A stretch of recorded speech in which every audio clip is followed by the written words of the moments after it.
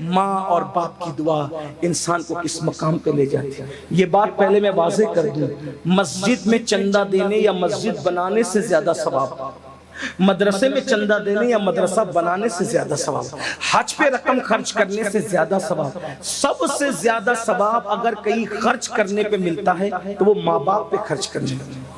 فلمیں دیکھ کر، سیریل دیکھ کر، ناول پڑھ کے، دنیا کے اس مکر اور مکروہ چہرے سے متاثر ہو کر ماں باپ کو بڑھاپے میں صدمے دینے والوں، ماں باپ کے ساتھ بغاوت کرنے والوں، ماں باپ کے ساتھ غداریاں کرنے والوں، ماں باپ کو گالیاں دینے والوں، آنکھیں نکال نکال کر ماں باپ کو دیکھنے والوں، ماں باپ کو دکھ دینے والوں، ماں باپ کو گھروں سے نکال کر کبھی بہنوں کے یہاں کبھی بھائیوں کے یہاں پہنچانے والوں، ماں باپ کو چھوڑ کر سسرال میں گھر بسانے والوں، ماں باپ سے خرچہ روک کر مسجد مدرسوں میں اور نیک کام میں چندے دینے والوں، غور سے سن لو اور کان کھول کر کے سن لو، کچھ یاد رہے نہ یاد رہے، گفتگو کا یہ حصہ ضرور یاد رکھنا۔ اللہ کے رسول صادق و مصدوق مصطفیٰ جان رحمت صلی اللہ علیہ وآلہ وسلم فرماتے ہیں، اگر کوئی بندہ شہید بھی ہو جائے اور ماں باپ اس سے ناراض ہو یا دونوں میں سے کوئی ایک ہی ناراض ہو تو بھی شہادت کے بعد بھی اس کو جنت نہیں مل سکتی۔ اللہ،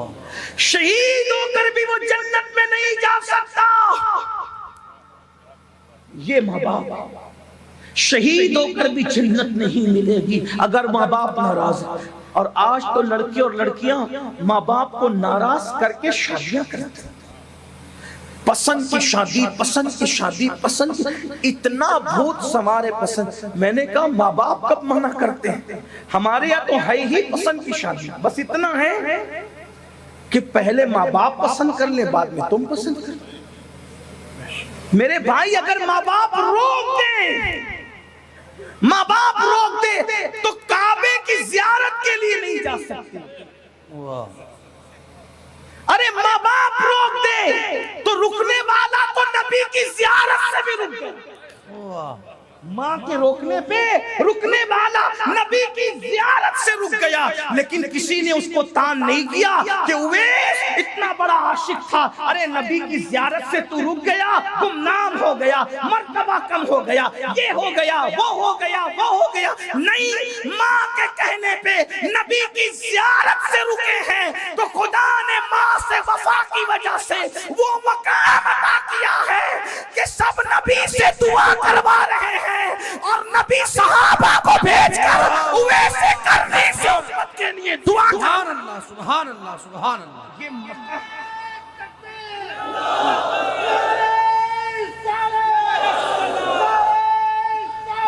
یہ یا رسول اللہ۔ لیکن میرے عزیز، میرے بھائی، ہم تو یہ چیزیں صرف دل بہلانے کے لیے سنتے ہیں، اس سے ہمیں عظمت پتہ نہیں چلی۔ تو میرے آقا نے فرمایا شہید ہو کر بھی ماں باپ اگر ناراض ہے جنت میں نہیں جائے گا، لیکن چونکہ شہید تھا اس لیے جہنم میں بھی نہیں جائے گا۔ جنت اور جہنم کے درمیان ایک مقام ہے جس کو مقام اعراف کہتے ہیں۔ یہ روایت میں جہاں سے پڑھ رہا ہوں اس کو نقل کیا ہے صد الافاضل فخر الاماثل علامہ سید نعیم الدین مراد آبادی نے۔ اور کب تک وہ جنت کے باہر رہے گا؟ اس وقت تک جب تک اس کے ماں باپ کو راضی نہ کر لیا جائے۔ اگر ماں باپ راضی ہوئے تو ٹھیک، ورنہ وہ شہید ہو کر جنت نہیں مل سکتی۔ تو شرابی ہو کر کے ماں باپ کے غدار کو جنت کیسے ملنا ہے؟ بے نمازی ہو کے ماں باپ کے غدار کو جنت کیسے ملنا ہے؟ میرے بھائیوں، یہ دنیا ہے، یہ دنیا چند دن کی ہے، اس دنیا سے کوچ کرنا ہے، اس دنیا سے رخصت کرنا ہے، اس لیے اپنے ماں باپ کی قدر جانو۔ میں لوگوں سے یہ کہتا رہا کہ کسی کا خوبصورت چہرہ دیکھ کر بھی وہ ثواب نہیں ملتا جو ماں باپ کے جھرری پڑے ہوئے چہروں کو دیکھ کر کے ملتا ہے۔ لوگ سال میں ایک بار حج کرتے ہیں، ماں باپ والوں تم اتنے خوش نصیب ہو کہ ایک دن میں اگر 100 مرتبہ ماں باپ کی زیارت کرو تو اللہ تمہیں ایک دن میں 100 مقبول حج کا ثواب عطا۔ لیکن یہ بات بھی کہوں، شارحین حدیث نے، میں اپنی بات اب سمیٹنے لگا ہوں بلکہ ختم ہی کر دوں گا، خاص بات، جب یہ جلسے میں یہ بات کہتے ہیں نا مولانا لوگ اور خطبہ لوگ کہ بھئی جو ماں باپ کا چہرہ دیکھے اس کو کیا ملتا ہے؟ مقبول حج کا ثواب۔ لیکن پھر اس میں سب سمجھتے ہیں کہ میں تو ماں باپ کو خرچہ نہیں دوں گا دوا کھانے کا، گالیاں بھی دوں گا، مسجد کے زینے پہ بٹھا کے بھیک بھی منگواؤں گا، اور گھر جا کے جلسے کے بعد ماں کو دیکھوں گا مسکرا کے منافقانہ انداز میں، جیسے ایئر ہوسٹس مسکراتے ہیں اس طرح، مجھے مقبول حج کا ثواب مل جائے گا۔ یہ آرٹیفیشل مسکراہٹ سے، ماں باپ کو دیکھنے سے کوئی ثواب نہیں ملتا۔ میں بڑی ذمہ داری سے یہاں بات کر رہا ہوں، علماء میرے پشتوں پہ موجود ہے، مفتیان کرام موجود ہیں۔ ایک بات آپ کو کہوں، جب انسان کسی کو وہ مقام دے ہی نہ جو اس کا مقام ہو تو اس کا فائدہ نہیں ملتا۔ تھوڑی مشکل ہو گئی نا، بات آسان کرتا ہوں۔ اگر نبی کو دیکھو تو آدمی کیا بنتا ہے؟ اگر کچھ یاد ہو تو بول دیں۔ نبی پاک کو دیکھ کے کیا بنتا ہے؟ مل کے بولیں۔ تو ابو جہل کیوں صحابی نہیں ہے؟ ابو جہل کیوں صحابی نہیں؟ اس لیے کہ وہ نبی کو نبی مانتا ہی نہیں تھا۔ جو نبی کو نبی کا درجہ نہ دے تو نبی کو دیکھنا اس کو فائدہ نہیں دے سکتا۔ توجہ، جو نبی کو نبی کا درجہ نہ دے، نبی کو دیکھنا اس کو فائدہ نہیں دے سکتا۔ دوسری بات، رمضان شریف میں اگر کوئی کافر مرے تو کیا جنت میں جا سکتا ہے؟ مومن مرے گا رمضان شریف میں تو جنت ہے۔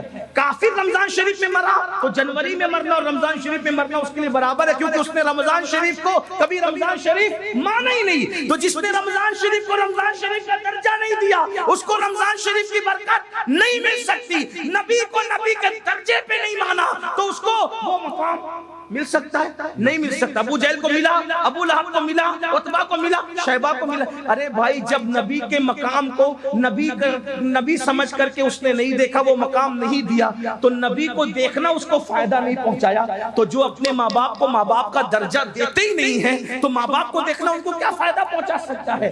یہ ماں باپ کو دیکھنے سے ثواب انہیں کو ملتا ہے جو ماں باپ کی خدمت کرتے ہیں، ماں باپ کا احترام کرتے ہیں، ماں باپ کو ماں باپ سمجھتے ہیں، جو ماں باپ کو گھر کا کچرا سمجھتے ہیں۔ معاذ اللہ، پھر ان کو کیا ثواب ملنا ہے؟ تو یاد رکھنا، اتنا سستا نہیں ہے جنت کا سودا، بہت کٹھن ہے۔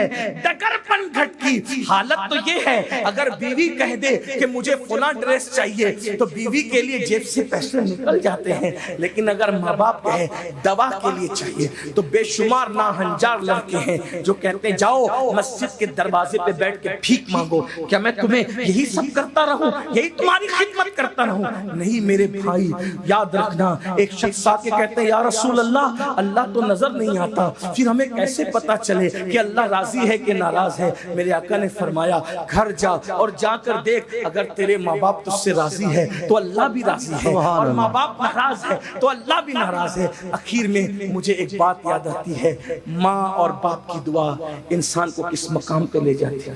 یہ بات پہلے میں واضح کر دوں، مسجد میں چندہ دینے یا مسجد بنانے سے زیادہ ثواب، مدرسے میں چندہ دینے یا مدرسہ بنانے سے زیادہ ثواب، حج پہ رقم خرچ کرنے سے زیادہ ثواب، سب سے زیادہ ثواب اگر کہیں خرچ کرنے پہ ملتا ہے تو وہ ماں باپ پہ خرچ کرنے پہ، ماں باپ پہ خرچ کرنے سے زیادہ ثواب۔ بلکہ آقا فرماتے ہیں اگر کوئی دولت مند بننا چاہے تو ہر نماز کے بعد اپنے ماں باپ کے لیے دعا کیا کرے۔ جو ہر نماز کے بعد ماں باپ کے لیے دعا کرے گا اللہ اس کی عمر بھی بڑھائے گا، اس کا مال بھی بڑھائے گا۔ صرف ان کے لیے دعا کر دو تو یہ ہے، اللہ اکبر، ان کی خدمت کرو تو کیا نہیں، خدمت کرو۔ اچھا کچھ لوگ یہاں بیٹھ کر کے ابھی پھول رہے ہوں گے کہ میں تو خدمت کرتا ہوں نا حضرت، تو کیا خدمت کرتے ہیں بھائی؟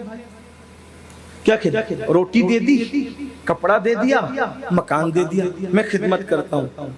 بڑی معذرت کے ساتھ میں تھوڑا صوفیہ کے نقش قدم پہ چل کر، چشتیوں کے نقش قدم پہ چل کے تھوڑی نرم گفتگو کرنے کا عادی ہوں۔ ایک بات آپ کو کہوں، ایک بات آپ کو، اگر اپنے ماں باپ کو روٹی کپڑا مکان دیتے ہو تو لوگ یہ تو کتوں کو بھی دے دیتے ہیں۔ روٹی تو دروازے پہ پڑے ہوئے کتے کو بھی لوگ دیتے، روٹی کپڑا تو دروازے پہ بیٹھے ہوئے فقیر کو بھی دیتے، بھیک منگوں کو بھی دیتے۔ تو ماں باپ کی خدمت کا مطلب کیا ہے؟ یہی تو سب سے بڑا رونا ہے کہ ہم نے دین ہی نہیں سیکھا، نہ اللہ کی شان سمجھے، نہ رسول کی شان سمجھے، نہ صحابہ کی سمجھے، نہ اہل البیت کی سمجھے، نہ ماں باپ کی سمجھے، نہ بھائیوں کی سمجھے، نہ بیوی کی سمجھے، کچھ نہیں سیکھا۔ بس سیکھا تو صرف دوسروں کا معاملہ دیکھنا، دوسروں کے معاملات پہ نظر رکھنا یہ سیکھا، گناہ کرنا سیکھا، جرائم کرنا سیکھا، غفلت سیکھا۔ سنو ماں باپ کی خدمت کیسے کی جاتی ہے اس کو سمجھو اور بات پوری ہوتی ہے۔ میرے امام اور ہم سب کے امام سیدی اعلیٰ حضرت امام احمد رضا خان محدث بریلوی ماں باپ کی عظمت بیان کرتے ہوئے کہتے ہیں کہ ماں باپ سے گفتگو کا طریقہ یہ ہے کہ پہلے ان سے اجازت لو پھر بات کیا کرو۔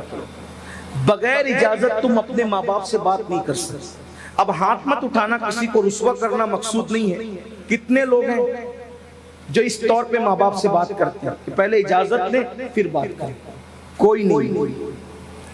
کچھ تو ایسے ہوں گے کہ جن کو معلوم بھی نہیں ہوگی، کیونکہ ہم نے مسلک اعلیٰ حضرت کا مطلب صرف ایک نقطہ سمجھا کہ اعلیٰ حضرت نے گستاخ رسول کو کافر کا، بس یہی اعلیٰ حضرت۔ اعلیٰ حضرت نے بالکل کہا، لیکن اعلیٰ حضرت نے اور بھی چیزیں دکھائی جو ہمیں پتہ ہی نہیں، کیونکہ مسلک اعلیٰ صرف 1 پوائنٹ 2 پوائنٹ 3 پوائنٹ کا نام نہیں۔ انہوں نے جو باتیں پیش کی سب سناخوں پہ، لیکن انہوں نے یہ بھی بتایا کہ ماں باپ سے بات کرنے سے پہلے اجازت لو۔ یہ جتنے نعرہ لگاتے کون ہے اس میں بتاؤ جس پہ عمل کرتے؟ اس کا مطلب ہمیں پورا مسلک اعلیٰ حضرت بھی نہیں پتا ہے۔ اسی مسلک اعلیٰ حضرت میں تو یہ بھی ہے، ابھی علامہ مفتی صاحب فرما رہے تھے متعید رہو، سیدی اعلیٰ حضرت فرماتے ہیں کسی سنی کو بے وقوف بھی نہ کہا کرو، یعنی اتنا سا لفظ بے وقوف بھی کسی سنی کو نہ کہا کرو، یہ حرام ہے۔ اور کسی نے کہا حرام وہ کیسے ہو سکتا ہے، بے وقوف تو کوئی بھی کسی کو کہہ دیتا ہے، لیکن تو کہا کہ جب تم سنی کو بے وقوف کہتے ہو تو اس کا دل دکھتا ہے، اور جب اس کا دل دکھتا ہے تو میرے آقا نے ارشاد فرمایا من آذا مسلمن فقد آذانی، کہ جس نے کسی مسلمان کا دل دکھایا اس نے مجھ محمد کا دل دکھایا۔ تو تم بے وقوف اس عاشق رسول کو کہتے ہو اور اس کا دل دکھاتے ہو، تو ادھر مدینے والے مصطفیٰ جان رحمت کا دل دکھتا ہے۔ یہ مسلک ہے میرے امام کا۔ میں کہتا ہوں اگر واقعی مسلک اعلیٰ حضرت پر عمل ہو جائے، جب بے وقوف بھی کہنے کی ہمت نہیں کرو گے تو ایک دوسرے پہ کیس کیوں کرو گے؟ ایک دوسرے کو مار پیٹ کیوں کرو گے؟ ایک دوسرے پہ ڈنڈے کیوں برساؤ؟ اور یہ جو مسلک اعلیٰ حضرت ہے، اعلیٰ حضرت نے کوئی گھر سے بات نہیں پیش کی۔ دیکھو کتنی بڑی دلیل پیش کر دی حدیث سے، من آذا مسلمن فقد آذانی، جس نے کسی مومن کو اذیت پہنچائی اس نے محمد رسول اللہ کا دل دکھایا، ان کو اذیت پہنچائی۔ کتنا محتاط رہنے کی ضرورت ہے۔ اب بتاؤ جب آپ مسلمان کا دل دکھانا نبی کا دل دکھانے کے برابر ہے، تو جو ماں باپ کا دل دکھا رہے ان کا انجام کیا ہوگا؟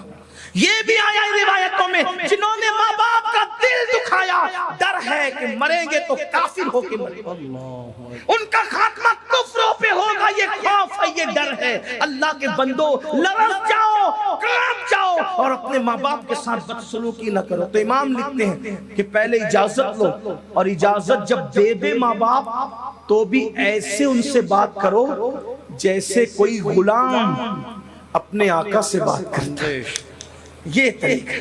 بلکہ ماں باپ کو اگر خرچہ اور نظر بھی دو تو اپنا ہاتھ اوپر مت رکھو۔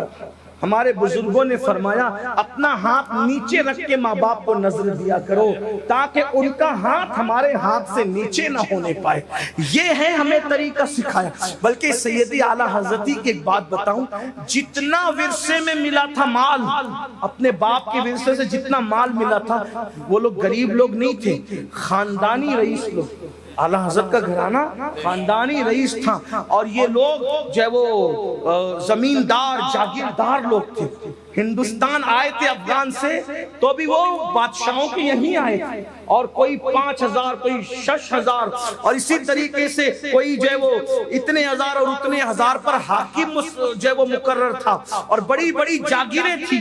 تو دادا کی جاگیر سے پر دادا کی جاگیر سے وہ نسلن بعد نسلن بہت ملا تھا، جتنا ملا تھا سب ماں کے پاس لے جا کے رکھ دیا کہ امی یہ سب آپ کا ہے۔ کاغذ بھی اگر خریدنا ہوتا کتاب لکھنے کے لیے تو ماں سے لے کر، قلم بھی خریدنا ہوتا ماں سے لے، ماں سے رکھا، اپنے پاس کچھ نہیں رکھا، سب ماں کو حوالے۔ اور آج تو کس کے پاس کتنی زمین ہے ماں کو بتاتے اس لیے نہیں کہ ماں کو پتا چل جائے گا کہیں دوسرے بھائیوں کو دینا، کتنی رقم ہے ماں کو بتاتے نہیں، باپ کو ماں باپ سے چھپاتے ہیں، یہ حال ہے۔ اور اس کے بعد ہم کہتے ہیں ہم تو دیندار ہیں، ہم تو دین والے ہیں۔ بڑی معذرت کے ساتھ بھائیوں ہمیں دین سیکھنے کی ضرورت ہے۔ میڈ ان انڈیا دین جو اپنے دماغ کے اندر اپنے خط سے بنا رکھا ہے اس کو دل و دماغ سے نکالو، اور جو مصطفیٰ جان رحمت دین لے کر کے آئے تھے اس دین پہ عمل کرو۔ اگر اس دین پہ عمل کرو گے تو انشاءاللہ دنیا بھی کامیاب رہے گی، آخرت بھی کامیاب رہے گی۔